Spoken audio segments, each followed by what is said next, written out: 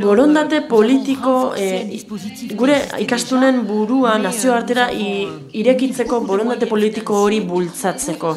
Lehen ere, bazegon espiritu hori, eta guk orain baliabide ekonomikoak gehitu ditugu, talde ekonomikoek, taldeek laguntza izan dezaten eta erreferentziak izan ditzaten, eta laguntza ekonomikoa eskaini izateko.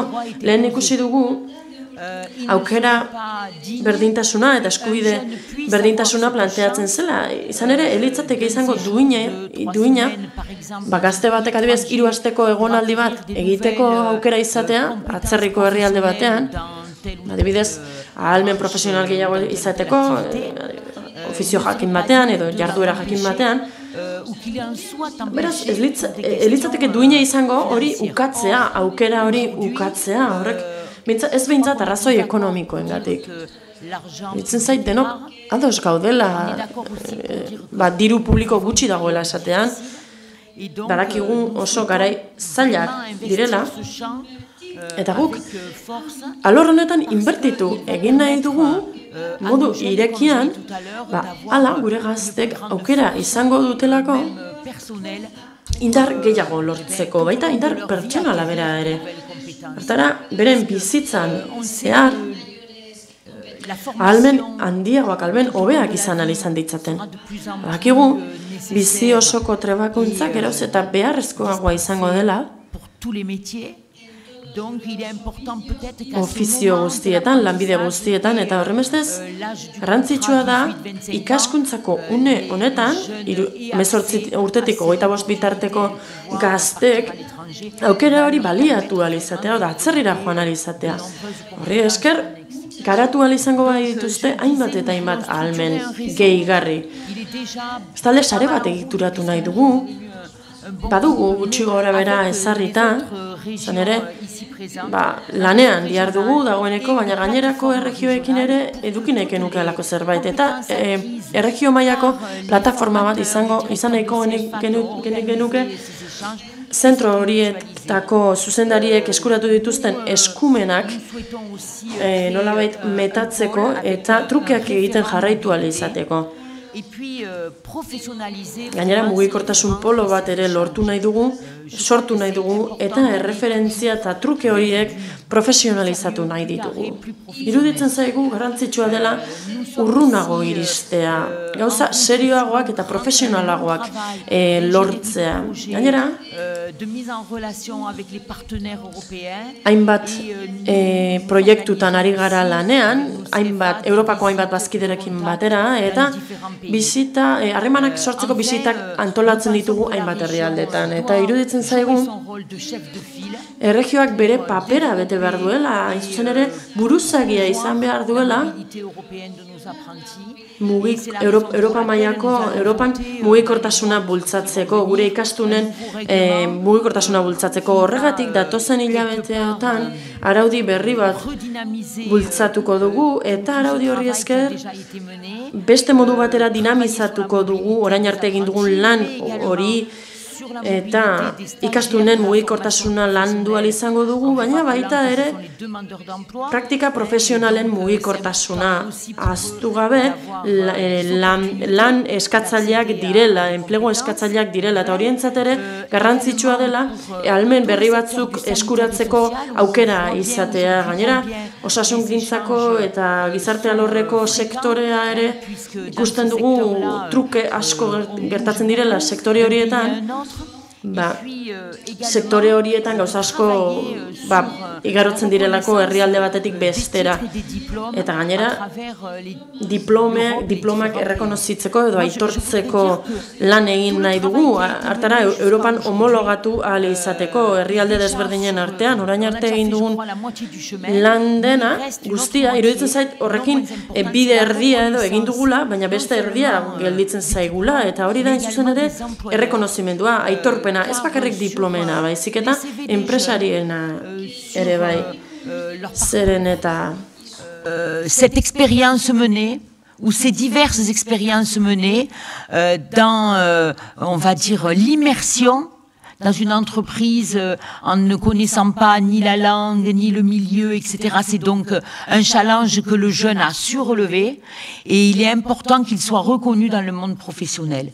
Ce qu'il est important aussi, c'est de travailler sur la reconnaissance par les entreprises entre elles, de leur rôle de formateur, parce que ces entreprises apportent énormément quand elles accueillent le jeune apprenti. Elles sont certes employeurs, mais elles ont aussi une responsabilité de transmission des savoirs.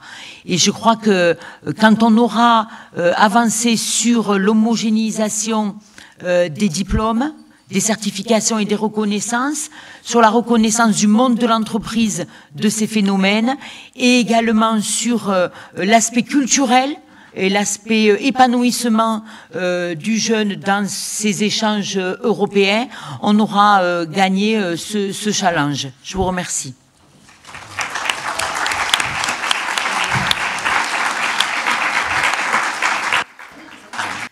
Bonjour, je suis Brigitte Babin, je suis directrice adjointe au Conseil régional d'Aquitaine. Brigitte Babin naiz, Akiteneko Kontseilu Regionaleko zuzendari ordezkoa, barkatu zuzendariaren ondokoa. Eta orain aurkezpentxo azkar bat egingo dut, ez daukagalako denbora askorik, baina Akitanian egin duguna azalduko dizuet, eta gure lanaren emaitzak zuekin partekatuko ditugu. Lehenbiziko gardenkian ez naiz sartuko xehetasunetan, eta hemen ikusten dugu mugikortasun politikan nola eraiki daiteken hainbat urteetan zehar. Hasiera batean Kontseilu Erregionalak borondate politikoa zeukan gazteen nazioarteko mugikortasuna laguntzeko, baina ez datoz beti bat borondate politikoa eta horretarako dauzkatzun baliabideak, eta horri buruz hitz egingo dizuenik. Gure alderdi positibo edo indartsu bat. Borondate politikoa garbi agertu zenetik, guk ikuspegi sistemiko bat ezartzea erabaki genuen. Eta horretarako plataforma bat sortu genuen. Aquitaine Cap Mobilité izena du 2009an sortutako plataforma honek, 2012-2015 luzatu da. Gure proiektu burua gurekin daukazue, berarekin harremanetan jarri nahi baduzu ere, eta plataforma honen borondatea da proiektuen antolatzailei laguntza ematea. Helburu jakin batzuk edo barkatu elementu objektibo batzuk finkatzen ditugu kopuru zehatz batzuekin. Hasiera batean 150 erreferente landu nahi genituen, eta bigarren fasean 300 erreferenteri emango diegu babesa. Gure tresnak dira lanbide heziketako erakundeak, lanbide heziketan osasun eta gizarte alorreko lanbide heziketako ikaslei laguntzen dieten erakundeak, eta guk gure eragileak profesionalizatu nahi ditugu, eta gero sare bat antolatu nahi dugu atzerrira begira, eta horretarako duela 4 urtetik indarrean dagoen tresna bat daukagu. Harremanetan jartzeko bisita batzuk egiten ditugu, politikariak dira harreman hauek hasten dituztenak, eta gero epeertainera bere ordezkariak bilduko dituzten eragileak bidaltzen ditugu beste herrialde batzuetara.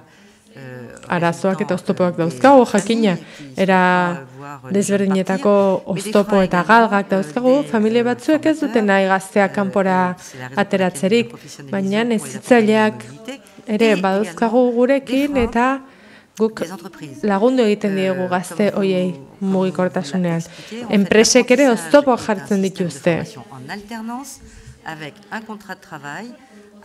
Batetik aldi baterako edo lanaldi erdiko lan kontratu bat dago, eta bestetik ikastunek ikastetxean jarraitzen dute ikasten.